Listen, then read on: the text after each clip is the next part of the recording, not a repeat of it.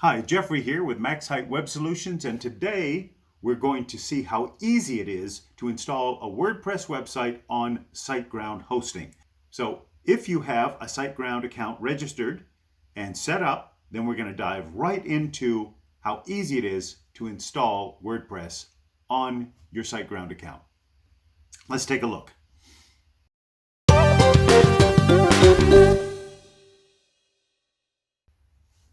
So if you've logged into your SiteGround account and you've clicked on websites, you see your primary domain name that you've attached to your SiteGround account.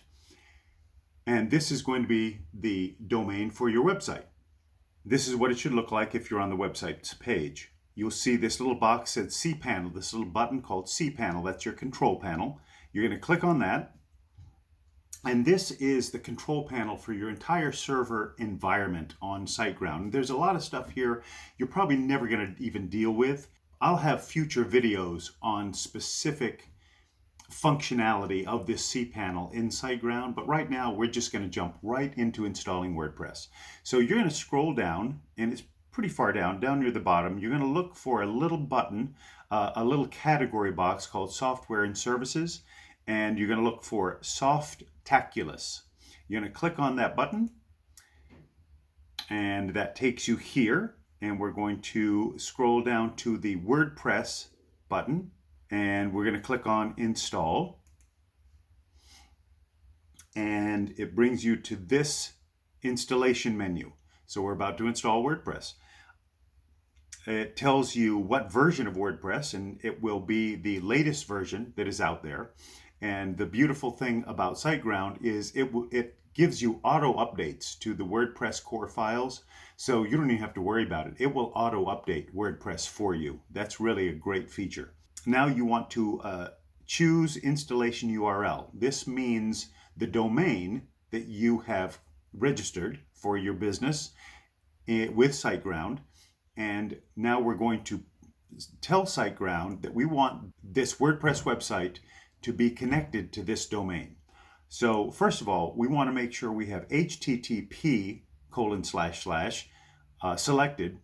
We will eventually upgrade to HTTPS, which is the encrypted protocol. And all that means is that if you ever want to do any e-commerce and take people's credit cards, you need to have an encrypted protocol for your website, which is HTTPS. But right now, we don't have what's called an SSL certificate attached to this domain. We will, but not right now. So we're going to go and start with HTTP. That's very important, otherwise you're going to get hung up. Then we want to choose our domain. Now, if you only have one domain that you've registered, this is easy because that's all that's in there. But I have many domains for many of my clients and myself. So I have to look through, because I created a specific website, this one, WP Installation, which is a subdomain of my website. So we got that. This stuff here, site settings, site name, site description, we can leave all that default right now. We can change that once we're inside WordPress. We don't have to worry about it now. But what is important is creating an admin username and an admin password. And the reason it's blurred out is because I don't want the whole world to know my username and password, even though it is a demo site. I don't need to give everybody admin access to my server. Your admin email, you want to change this to your email. This will be connected to your contact form in WordPress. Once we create the contact form, anytime anyone wants to get in touch with you, this is the email they will send it to. So if you have a business email, even better. And language, English, yes, yes, yes, yes. All these things are default, is fine. WordPress starter, you can keep that checked. Advanced options, these are the database name and table prefix. You don't have to worry about those. Advanced options, keep those default and click install. Remember I told you it was a one button install? Here we go. Clicked one button and it's now installing my WordPress website. And there it is. Congratulations, the software was installed successfully. So now your WordPress website is up and running. These two links here show you the front side, the front face of your website, which is what your visitors would see. The next link is your WordPress admin page, to which you are the only one who has access. This is where you create your website, update it, add plugins, change themes, do all of the back-endy kind of work for your website. So let's take a look at them. This first one, I'm going to open in a new tab so I don't lose this tab.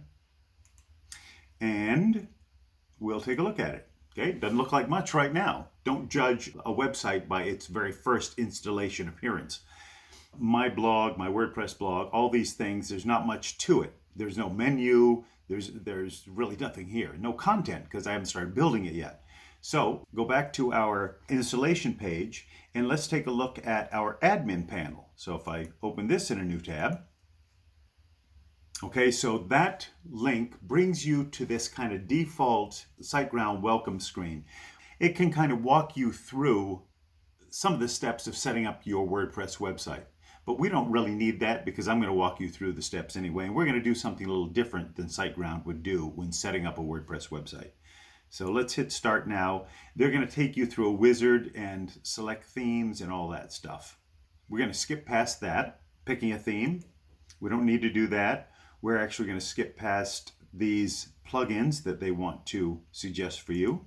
We're going to skip past that, and we're going to say that we are complete. Now it says, congrats, your site is ready, go to the dashboard. So now we're actually going to get to the dashboard.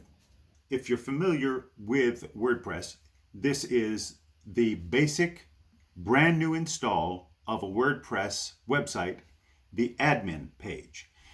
Whenever you log in using that login that when we installed, remember you copied and pasted your username and your password, you will be logging in. Whenever you want to get to your admin page, you will always put in your domainname.com, whatever your domain name is, /wp-admin. That will take you to this page. So your WordPress needs attention. Yes, it does. Needs to update. Let's go ahead and do that. We will update WordPress because SiteGround installed the latest update that they had, but there's been one since then. So now we're all updated there. You now have a fresh WordPress install. And that's all this video is about, is just installing WordPress. In my future videos, we're going to walk through the tool set that you need to set up in WordPress to work as I do. I'm going to show you all the tools that I use when I'm building a website. So hopefully this was helpful. Hopefully this opened your eyes on how easy it is to install WordPress on SiteGround. If this video was helpful, I'd appreciate it if you give it a thumbs up. That helps other people find this video. And if you haven't already subscribed, consider becoming a subscriber. There's a little subscribe button down below the video.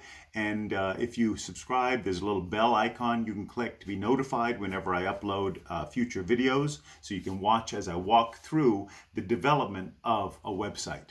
If you know anyone who might be helped by this kind of information, if you would consider sharing this with them. So until next time, this is Jeffrey with MaxSite Web Solutions. Here is to your great online business success. And until my next video, onward and upward.